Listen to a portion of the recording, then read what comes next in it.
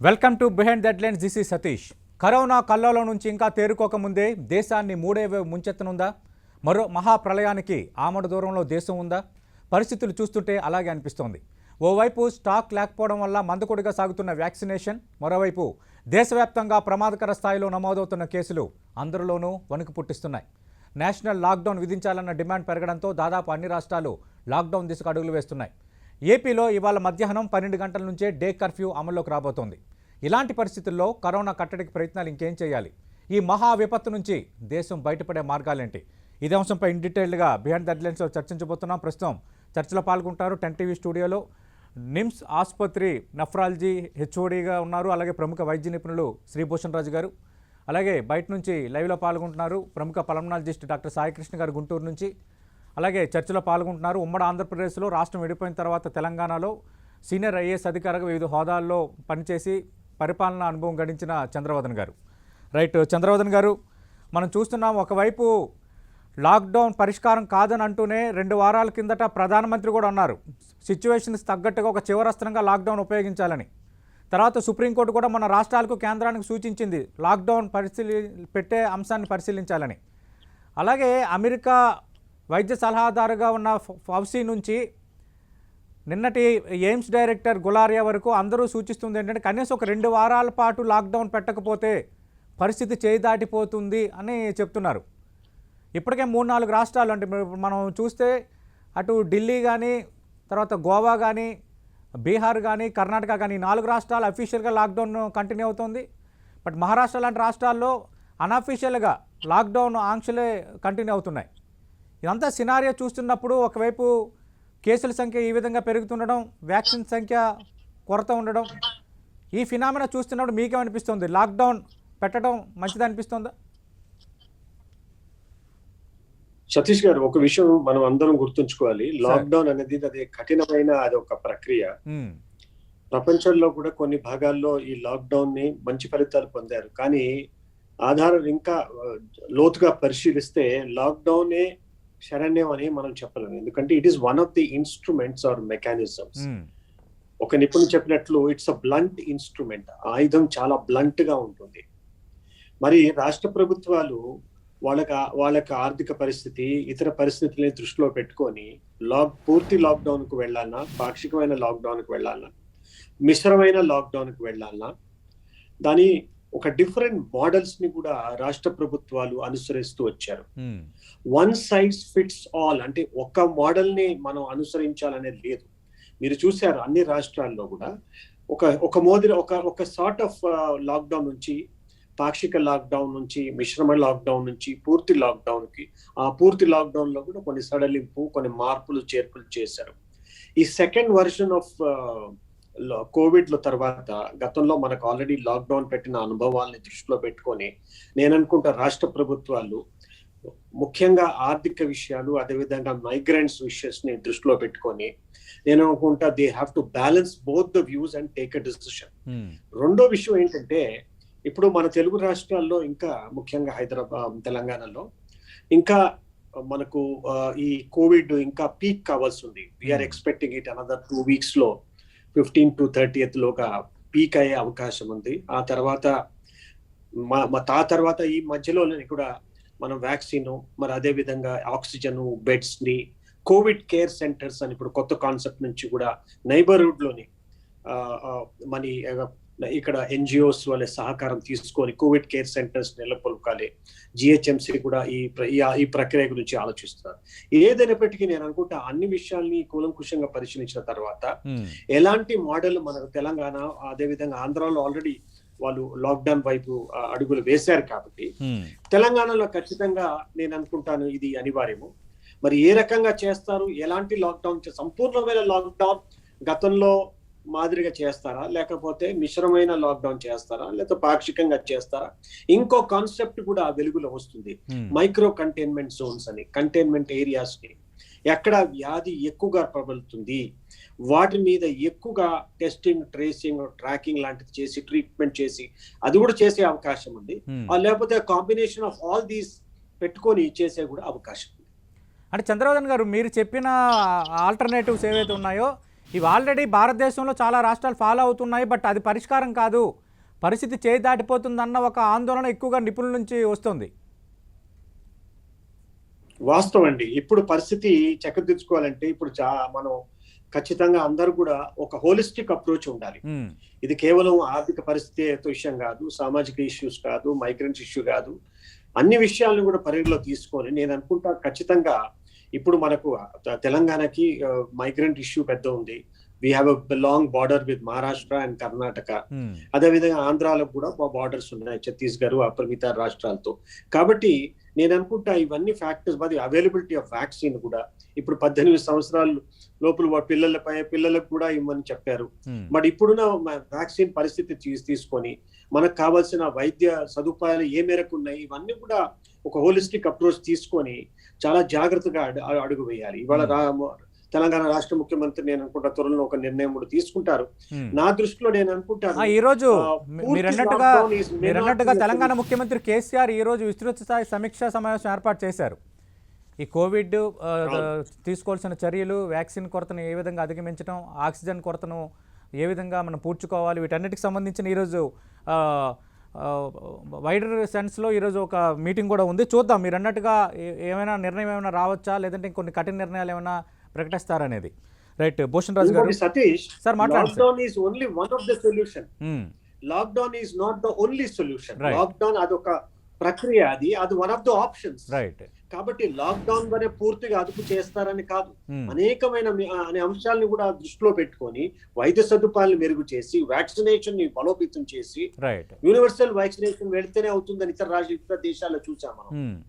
కాబట్టి ఇవన్నీ అంశాలు దృష్టిలో పెట్టుకొని ఒక నిర్ణయం తీసుకోవాలి. పరిపాలన అంశం కాదు ఇది, మెడికల్ మరి లాజిస్టిక్స్ మరి అది అవన్నీ కూడా దృష్టిలో పెట్టుకొని నేను అనుకుంటా నిర్ణయం తీసుకోవాలి. రైట్. భూషణ్ రాజు గారు, మనం చాలా సందర్భాల్లో మాట్లాడుకున్నాం, మీరు కూడా ఇదే వేదిక మీద చెప్పారు లాక్డౌన్ పరిష్కారం కాదు, బట్ కొన్ని సీరియస్ జాగ్రత్తలు తీసుకుంటే, మనం సెల్ఫ్ లాక్డౌన్ విధించుకుంటే అదే లాక్డౌన్కి ఒక పరిష్కారం అని. బట్ ప్రారంభంలో చాలామంది కూడా అలాగే మాట్లాడుకున్నాం అందరం.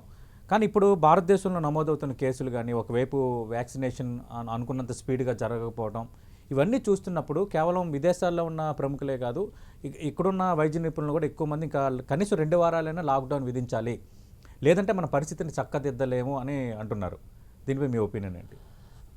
ఒక సంవత్సరం క్రితం మనము ఉన్నటువంటి పరిస్థితులకి ఇప్పుడు పరిస్థితులకి భిన్నత్వం ఉంది. నిజానికి ఇప్పుడు చంద్రవర్ధన్ గారు చక్కగా చెప్పినట్టుగానే నిజమే, ఒకానొక కాలంలో అది చాలా బ్లంట్ ప్రక్రియ, అంటే చాలా కష్టమైనటువంటి ప్రక్రియ.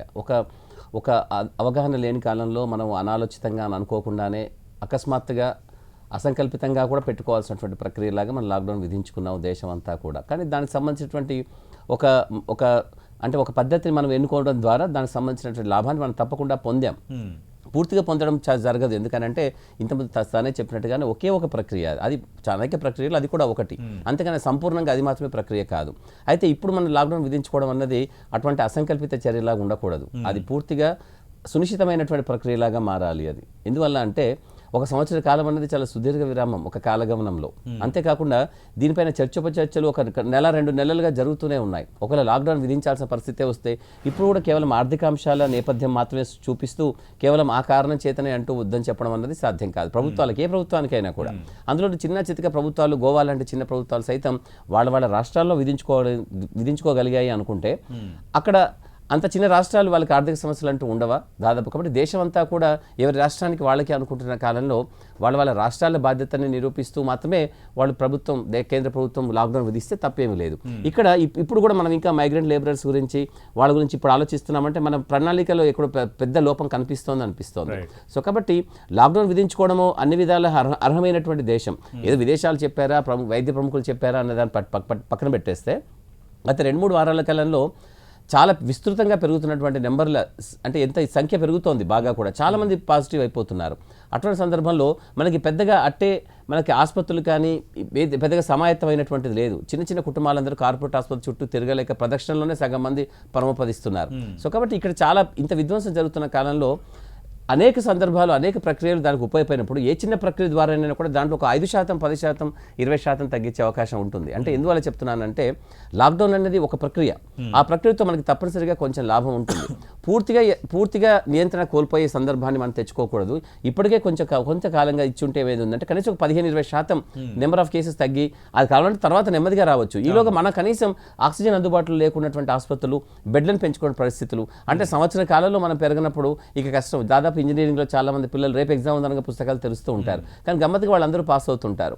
బహుశా ఇక్కడ కూడా అంతే, రేపు ఎగ్జామ్ ఉందనగానే కాకుండా అసలు ఇంకా కాసేపు ఎగ్జామ్ ఇంకా కాసేపట్లో స్టార్ట్ అవుతుందనగా మళ్ళీ ప్రక్రియలు మొదలుపెట్టాం. ఒక సంవత్సర కాలాన్ని మనం దాదాపుగా ఒక అనాలోచితంగా గడిపామంటే కొంచెం ఆశ్చర్యంగా కూడా ఉంటుంది. ఇప్పుడు దీర్ఘకాలిక ప్రణాళికలు సిద్ధం చేసుకునే పద్ధతి ప్రభుత్వాలకు ఉండాల్సిందే. అంటే భూషణ్ రావు గారి ప్రజెంట్ నెంబర్స్ మనం చూస్తున్నప్పుడు ఎన్ని వారాల పాటు అంటే ఎన్ని రోజుల పాటు లాక్డౌన్ ఉంటే మంచిది? ఎందుకంటే మేలోనే పీక్ చూడబోతున్నామని చెప్తున్నారు, 3వ విడత కల్లోలం కూడా భవిష్యత్తులో చూడబోతున్నాం అంటున్నారు.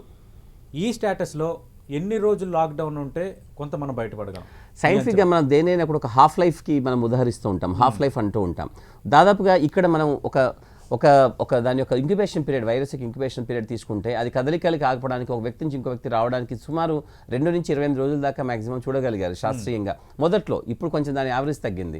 యావరేజ్ అలా అనుకున్నా కూడా కనీసం 2 వారాల పాటు సుమారు 2 వారాల పాటు ప్రజల కదలికలు నియంత్రించగలిగితే, అంటే ప్రజలు ఒక ప్రదేశం నుంచి ఇంకో ప్రదేశానికి గుంపులుగా గుమిగూడడానికి అసలు బయటకు వచ్చేసి వాళ్ళ పనులు చాలా సహజంగా అసలు కరోనా లేదన్నంత నిర్భయంగా గడుపుకోవడానికి కావాల్సిన కాలాన్ని మనం కుదించగలిగితే సుమారు 2 వారాల పాటు అన్నది దాదాపుగా ఒక రకం లాభం చేయగలుగుతుందని నా ప్రగాఢ విశ్వాసం.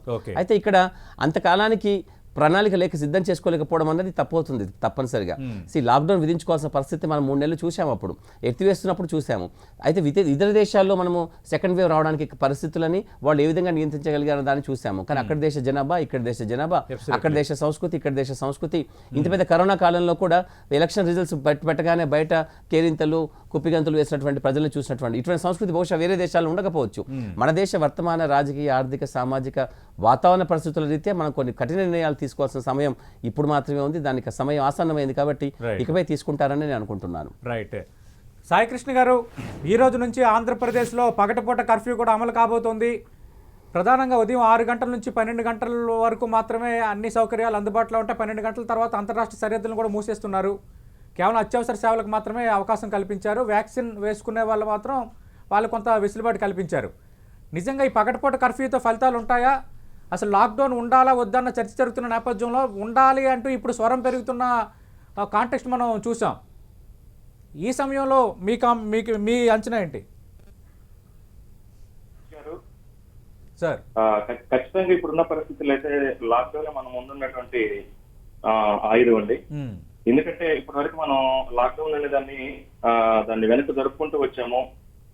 గత వారం ప్రధానమంత్రి గారు చెప్పినట్టు, గౌరవ ప్రధానమంత్రి గారు, అది లాస్ట్ ఆప్షన్ గా వాడదాం ఉన్నారంటే అది లాస్ట్ ఆప్షన్ ఆయన దృష్టిలో మరి ఎప్పుడనేది కూడా మనకి అర్థం అవ్వట్లేదు. అంటే ఇప్పటికే మనం ఆల్రెడీ మీరేమనుకుంటున్నారు? 2 వారాల కిందట ప్రధాని మోదీ చేసిన ప్రకటన ఇది, చివరాస్త్రంగానే లాక్డౌన్ ను ఉపయోగించాలి రాష్ట్రాలని. అంటే ఆ చివరాస్త్రాన్ని ప్రయోగించే సమయం ఆసనమైందా ఇప్పుడు? ఖచ్చితంగా అండి. ఎందుకంటే ఇప్పుడు మనం కనుక చూస్తే కేసుల తీవ్రత కానీ, అలానే మరణాల రేటు కూడా చాలా ఎక్కువగా ఉంది. అలానే ఆక్సిజన్ డిమాండ్ కూడా ఏప్రిల్ 15 నాటికి సుమారుగా 1000 టన్నుల ఆక్సిజన్ అవసరం అవుతుందని చెప్పేసి కూడా నిపుణులు చెప్పడం జరిగింది. ప్రజెంట్ మన దగ్గర ఉన్నటువంటి ఆక్సిజన్ సప్లై వచ్చేసి, ముఖ్యంగా నేను మాట్లాడితే ఏపీ స్టేట్ లో ఇప్పుడు ప్రజెంట్ అయితే టిల్ డేట్ 480 టన్నుల ఉత్పత్తి మాత్రమే జరుగుతా ఉంది. అది మే 15 నాటికి సుమారు రోజుకి 1000 టన్నుల ఆక్సిజన్ సరఫరా అవసరం అవుతుంది. అంటే దీన్ని బట్టి మనం చూస్తే ఏంటంటే ఆక్సిజన్ స్కేర్సిటీ అనేది ఇంకా మనల్ని వెంటాడుతూనే ఉంది కమింగ్ ఒక 2 వీక్స్ వరకు కూడా. సో ఈ సమయంలో ఖచ్చితంగా మనం లాక్డౌన్ ని కనుక అమలు చేయకపోతే ఆర్థిక వ్యవస్థ కన్నా గానీ మరణాల రేటు, ప్రజల ప్రాణాలకి చాలా ప్రమాదం వాటిల్లే ప్రమాదం చాలా ఉంది. అందుకని లాక్డౌన్ అనేది ఇప్పుడున్న పరిస్థితుల్లో కనీసం 2 వారాల నుంచి 3 వారాలు పెట్టకపోతే భారీ ప్రాణ నష్టం జరిగే అవకాశాలు మాత్రం ఖచ్చితంగా ఉన్నాయి. అంటే ఇప్పుడు సాయి గారు, ఆంధ్రప్రదేశ్లో ఈ పగటిపూట కర్ఫ్యూ పెట్టారు కదా, అలాగే చాలా రాష్ట్రాల్లో ఒక 4-5 రాష్ట్రాలు మినహాయిస్తే మిగతా రాష్ట్రాల్లో ఈ కర్ఫ్యూ పేరుతో కొన్ని ఆంక్షలు కంటిన్యూ చేస్తున్నారు. అంటే వీటి వల్ల తగ్గదా తీవ్రత? దానివల్ల పెద్దగా యూజ్ ఉండకపోవచ్చండి. ఎందుకంటే కొన్ని గంటలైనా కానీ పబ్లిక్ అనేది తక్కువ టైం చేయటం వల్ల ఏంటంటే ఎక్కువ మంది బయటకు వచ్చే అవకాశం ఉంటుంది. ఎందుకంటే 24 గంటల్లో మనం ఓపెన్ చేసి పబ్లిక్ వచ్చేదానికన్నా ఆ టైం ని కుదించడం వల్ల ఏమవుతుందంటే ఎందుకంటే 24 గంటల్లో వాళ్ళు సమకూర్చుకోవాల్సిన ఒక 6 గంటలను సమకూర్చుకోవాలి. సో అందుకని ఏంటంటే పబ్లిక్ కూడా ఒక ఆందోళన అనేది కలిగే వాళ్ళు ఏమో మళ్ళీ ఉంటాయో ఉండవు అని చెప్పేసి డైలీ తెచ్చుకోవాల్సిన ఎసెన్షియల్స్ ఎక్కువ మంది కూడా బయటకు రావడం జరుగుతుంది. ఎప్పుడైతే ఎక్కువ మంది రావడం జరుగుతుందో ఆటోమేటిక్ గా వైరస్ వ్యాప్తి అనేది కూడా జరుగుతుంది. ఎందుకంటే మనం భారతదేశంలో కనుక చూస్తే మాస్కుల పట్ల గత సంవత్సరం నుంచి మనం చెప్తా ఉన్నా కానీ ఇంకా పూర్తిగా అవగాహన రాలేదండి. ఏ మాస్క్ వేసుకోవాలి, ఎంతసేపు మాస్క్ వేసుకోవాలి, ఎలాంటి మాస్క్ వేసుకోవాలి, మాస్క్ వేసుకున్నా కానీ అది ఎంత జాగ్రత్తగా మనం ఫేస్ ని కానీ మూతిని కానీ కింద చిన్న వరకు కవర్ చేయాలని. సో వాటి వల్ల కూడా వైరస్ వ్యాప్తి మన దగ్గర రాకట్లేదండి.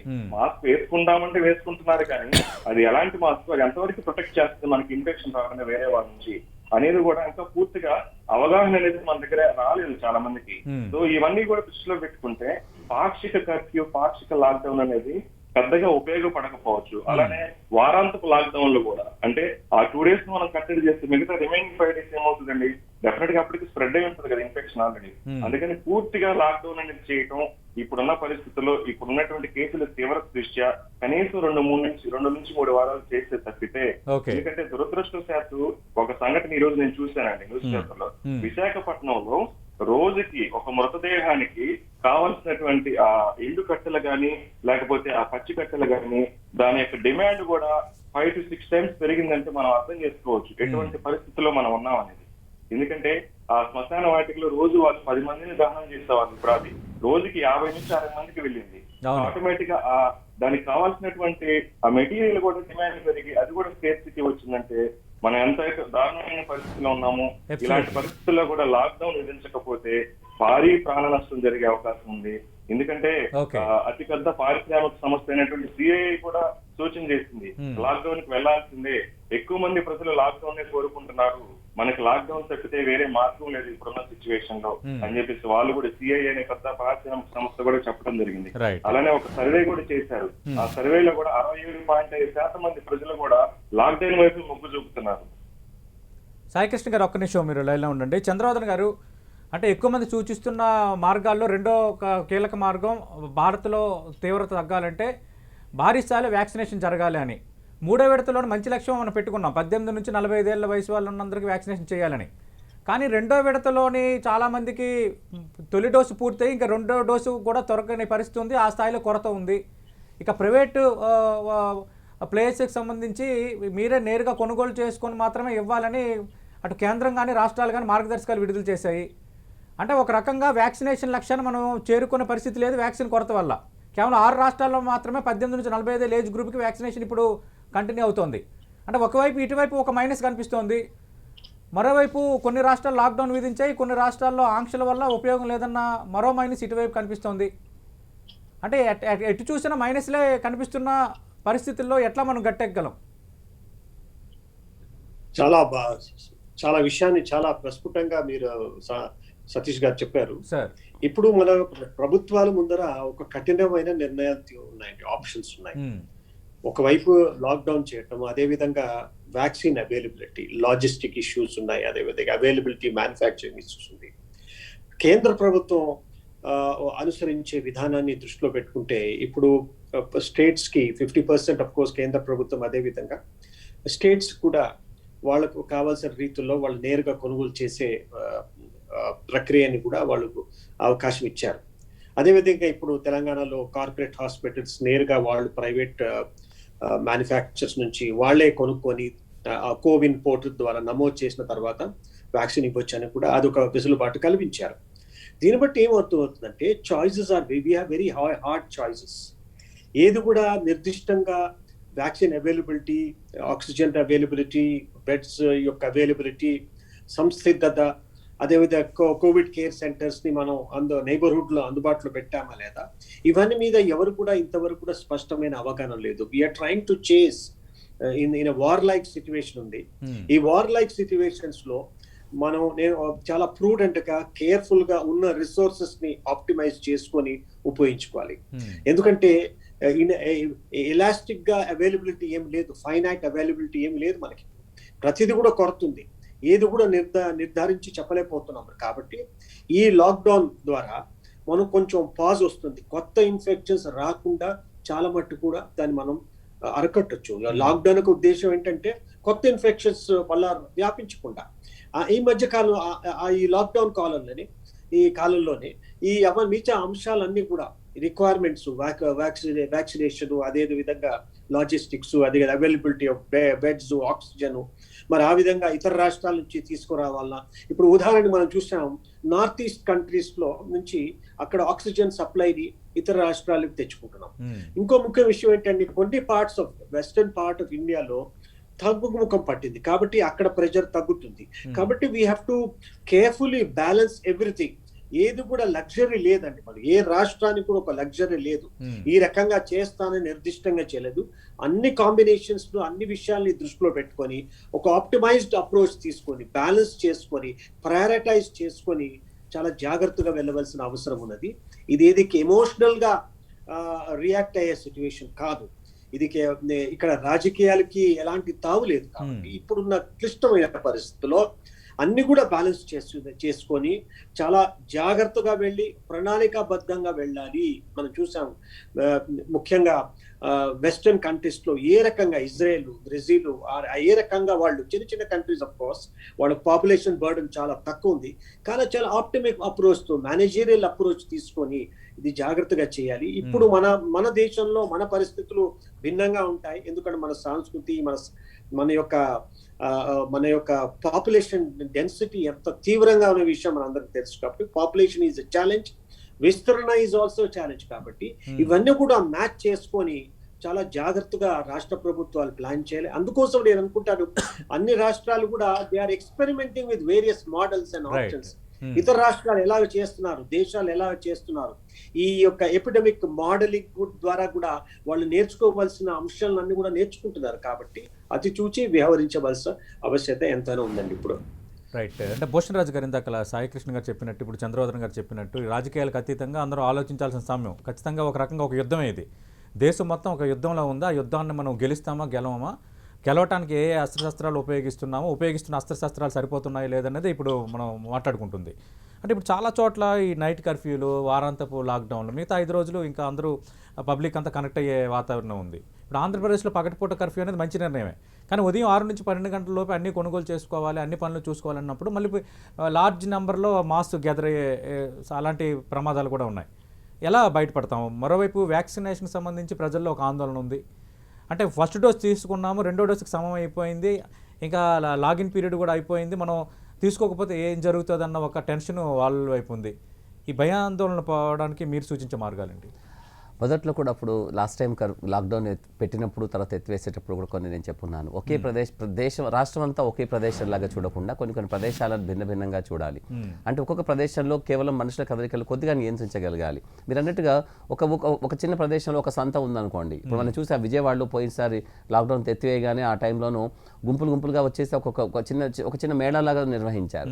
అటువంటి సందర్భాలు మళ్ళీ పునరావృతం కాకుండా చేయాలి ఏంటంటే తప్పనిసరిగా కొన్ని ప్రదేశాలను మాత్రమే విడుదల చేస్తున్నట్టుగా ఉండాలి తప్ప ఈ సమయం నుంచి ఈ సమయం దాకా అని కాకుండా అక్కడ ఉన్నటువంటి పురపాలక సంఘాలకు కావచ్చు, అక్కడ మున్సిపాలిటీలకు కావచ్చు, కేవలం కొంచెం వెసులుబాటు, ఎవరు రావచ్చు ఎవరు రావాలి, ప్లస్ కుటుంబాలకి తప్పనిసరిగా కుటుంబంలోంచి ఇక్కడ కేవలం 6 నుంచి 12 దాకా మాత్రం పెట్టి అంతకుముందు ఆ తర్వాత కర్ఫ్యూ పెట్టడానికి ప్రధాన కారణం ఏంటంటే వాళ్ళ పనులకి, వ్యక్తిగతమైనటువంటి పనులకి, కుటుంబపరమైన పనులకి కావాల్సినటువంటి ఒక సరుకులు కావచ్చు, మిగతా ఇతరత్ర వసూలు తెచ్చుకోవడానికి కాస్త వెసులుబాటు కలిగించుకోవడం చేసినటువంటి ప్రక్రియ అది మనకు అర్థమవుతోంది. కాకపోతే ఏంటంటే కుటుంబంలోంచి ఒకరే రావాలని ఒక విధి, ప్లస్ ఒక షాప్లో ఎంతమంది ఉండాలని ఒక చక్కటి నిర్ణయము. ఒక గ్రాస్గా ఇవ్వడం అనేది మన దేశ ప్రజలకి చక్కగా సూట్ కాదు. నిజంగా ఎందువల్ల చెప్తున్నాను అంటే అందరికీ గంపగుత్తగా ఒకే ప్రణాళిక ఇచ్చేసి దీన్ని పాటించండి అని చెప్తే చేయడం అనేది సాధ్యం కాదు. వ్యక్తుల యొక్క విచక్షణాధికారం, విచక్షణ జ్ఞానం భిన్నంగా ఉంటుంది మన దేశంలో. అందరూ ఒకేలాగా ఉండరు. మేము రోజు 100 మంది పేషెంట్ చూస్తూ ఉంటాం. అది అత్యంత మేధావి దగ్గర నుంచి అత్యంత సాధారణ వ్యక్తి దాకా మేము ఒకేలా చెప్పడం అన్నది మేము ప్రయత్నం చేస్తూ ఉంటాం.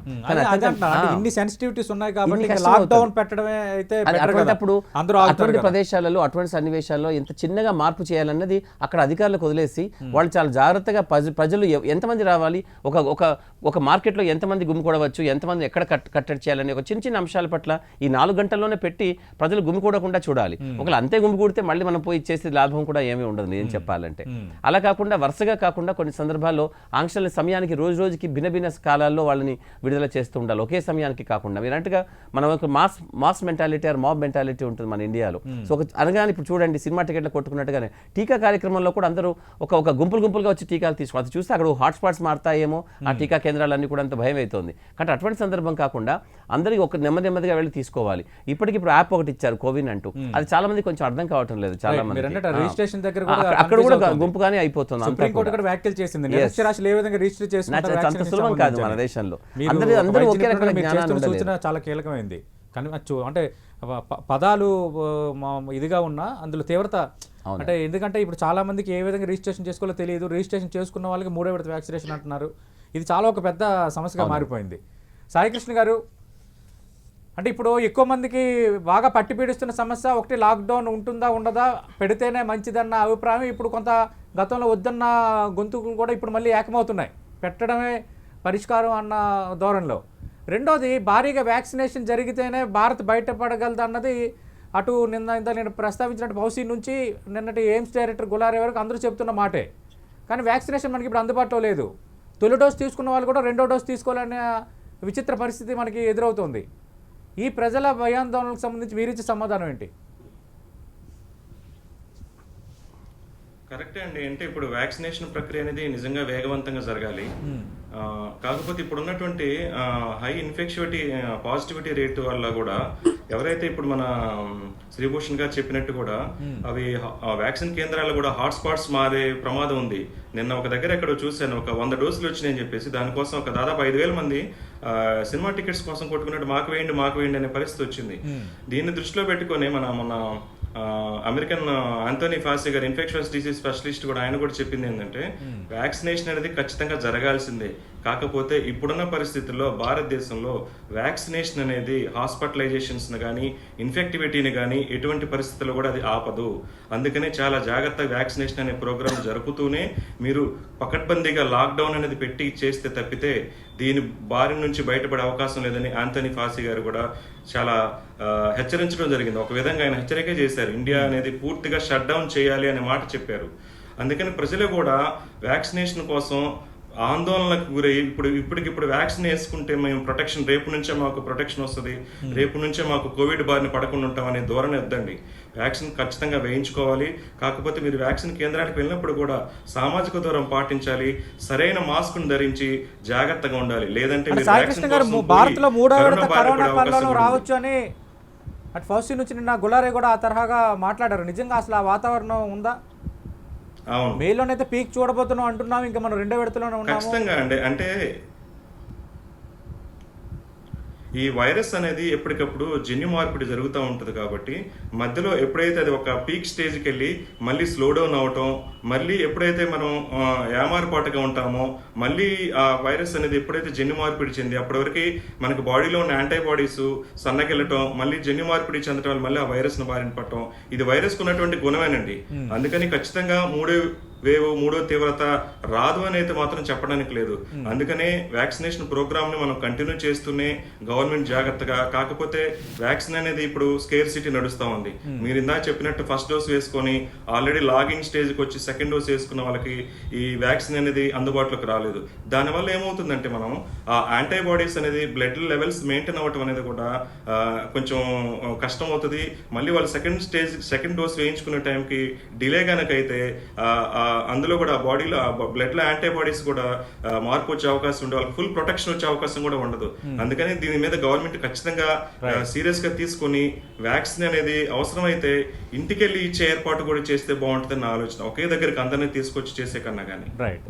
అంటే భూషణ్ రాజు గారు, అంటే ఈ చైన్కి బ్రేక్ అవుతుందా నిజంగా లాక్డౌన్ ఇవ్వటం వల్ల, ఈ 2 వారాలు మనం పెట్టకుండా? తప్పకుండా. ఎందువల్ల అంటే దాన్ని మనం ఆల్రెడీ చూసేసాం ప్రపంచంలో. మన దేశంలో లాక్డౌన్ యొక్క కేవలం మన యుద్ధానికి సన్నద్ధం అవ్వడానికి, సమాయత్తం అవ్వడానికి ఒక సరంజామా సమకూర్చుకోవడం మాత్రమే చేయలేదు కేవలం. ఆ టైంలో మనము ప్రపంచం అంతా కూడా విశృంఖలంగా వ్యాప్తి చెందుతున్నటువంటి ఈ కరోనా కాలంలో మనకు చాలా నిశ్శబ్దంగా ఇండియాలో కూర్చుని దాన్ని నిశ్శబ్దంగా కొద్దిగా జయించగలిగాం. అట్లీస్ట్ కనీసం ఆ కేసెస్ రాకుండా పెద్దగా కాకుండా మనం పోస్ట్పోన్ చేయగలిగాం. ప్రపంచంలో లాక్డౌన్ విధించిన దేశాలు అల్లకల్లోలమైన సందర్భాలు కూడా మనం చూసాం. ఇటలీ లాంటి, బ్రెజిల్ లాంటి దేశాలు వాళ్ళు నిజానికి లాక్డౌన్ అంటే బాహాటంగా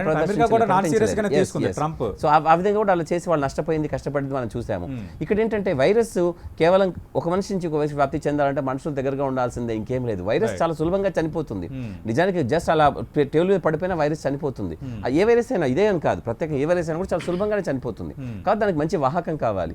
ఆ వాహకం మనిషే. అటువంటి సందర్భాల్లో మనిషి నుంచి మనిషి వ్యాప్తి చెందే విధంగా ఉండాలంటే మనిషి దగ్గరికి రాకుండా చేసే పద్ధతి కేవలం అదే. ముఖ్యంగా సమూహాల్లో ఆపాలంటే మాత్రం ఇది ఒక పెద్ద ప్రక్రియ. రైట్. చంద్రబాబు గారు చర్చను ముగించే ముందు అంటే లాక్డౌన్ విధించకపోతే, దేశం మొత్తం షట్ డౌన్ చేయకపోతే కొంత పరిస్థితులు దాటొచ్చు అన్నది ఎక్కువ మంది అభిప్రాయం. అలా జరగకూడదని మనం అందరం కూడా కోరుకుందాం. కానీ అదే సందర్భంలో దేశం ఈ వ్యాక్సిన్ ఇది కరోనా భూతం నుంచి బయటపడాలని కూడా మనం కోరుకుందాం. మీ అంచనా ఏంటి? నిజంగా ఆ పరిస్థితులు ఉన్నాయా? దాటే పరిస్థితులు ఉన్నాయా? బ్రీఫ్గా ఏం చెప్తారు? ఇప్పుడు సతీష్ గారు, ఇప్పుడు చూస్తే ఇన్ఫెక్షన్ రేట్ దాదాపు 22 to 25% ఉంది. ఇంకా ఎక్కువ పెరగడం చేస్తే అది ప్రమాదకరంగా ఉంటున్న విషయం తెలుసు. భారతదేశంలో ఇప్పుడున్న పరిస్థితులు దృష్టిలో పెట్టుకొని మన అన్ని చోట్ల కూడా మనకు కొరత ఉంది. కాబట్టి నేను అనుకుంటా కఠినమైన ఆప్షన్స్ ని మనం దాన్ని అమలు చేయాలి. అదే దాంతో పాటు మన యొక్క హెల్త్ ఇన్ఫ్రాస్ట్రక్చర్ ని కూడా మరి అదే విధంగా హెల్త్ పర్సనల్ అందరూ కూడా స్ట్రెయిన్డ్ అయి ఉన్నారు. డాక్టర్స్, పారామెడికల్ స్టాఫ్ అందరూ కూడా కింది స్థాయి వరకు కూడా వాళ్ళు చాలా ఆల్రెడీ స్ట్రెచ్ అయి ఉన్నారు, స్ట్రెస్డ్ గా ఉన్నారు. కాబట్టి ఇవన్నీ కూడా తీసుకొచ్చి ఇప్పుడు ఫ్రజైల్ ఎకో సిస్టమ్ ఉంది. ఇప్పుడు చాలా ఫ్రజైల్ లాక్డౌన్ వల్ల వాళ్ళు కొంత రిలాక్స్ అయ్యే అవకాశం ఉంది. ఆక్సిజన్ నిల్వల్ని మళ్ళీ మనం పెంచుకోవడానికి స్కోప్ ఉంది. కొత్త ఇన్ఫెక్షన్స్ రావు. అదే విధంగా ఈ తీవ్రంగా ఉన్న కేసెస్ ని వాళ్ళకి ప్రయారిటీ మీద వాళ్ళకి హాస్పిటలైజేషన్, ఆక్సిజన్, మరి అదే విధంగా ట్రీట్మెంట్ ఏర్పాటు చేయాలి. ఏదైనప్పటికీ లాక్డౌన్ కొంచెం ప్రభుత్వానికి ఊరట కలిగిస్తుంది. So that they can have total planning and control over the situation. Right. Thank you Chandravardhan గారు, మీ అభిప్రాయాలు టెంటివ్తో పంచుకున్నారు. థ్యాంక్ యూ భూషణ్ రాజు గారు. థ్యాంక్ యూ సాయి కృష్ణ గారు. ఇది ఇవాళ బిహైండ్ ద హెడ్లైన్స్. మరి కాసేపట్లో న్యూస్ అప్డేట్స్ ప్రసారం అవుతాయి. Stay with us.